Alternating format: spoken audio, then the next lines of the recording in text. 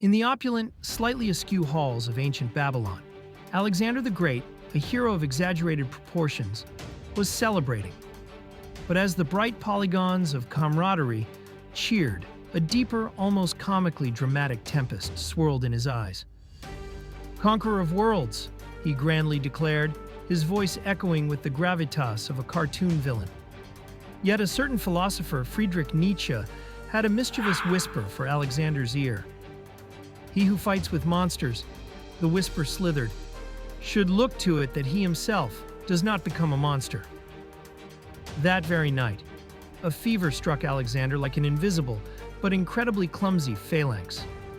The hall's vibrant colors, once so gloriously 3D, faded into sickly greens and purples, as if a cartoon filter had gone terribly wrong.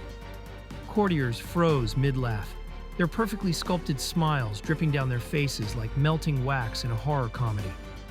In this fevered haze, Carl Jung's inconvenient truth decided to make a dramatic entrance. "Until you make the unconscious conscious," Jung boomed, "it will direct your life." And then things got really dark and really animated.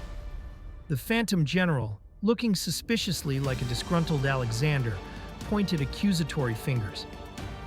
Each empire he'd toppled, each friend he'd lost, the tally of his grand, cartoonish ambition. With a trembling hand, he reached for the goblet again, not for wine, but for a moment of liquid self-reflection. As the fever claimed him, he closed his eyes and let the shadow speak, its voice a faint hollow laugh, both terrifying and oddly amusing.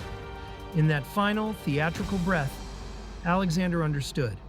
You simply cannot outfight your own darkness, especially when it's rendered in 3D cartoon animation.